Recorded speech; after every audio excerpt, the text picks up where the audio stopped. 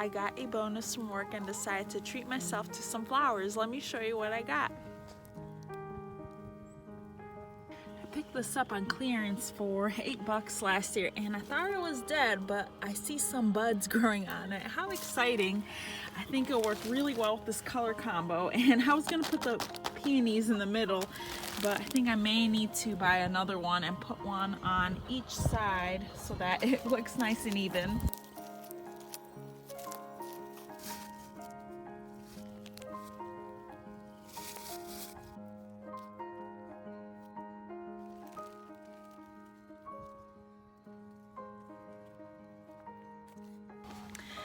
And there we have it. It doesn't look like much because everything is buried, but in a couple years it'll all be fully grown and just gorgeous.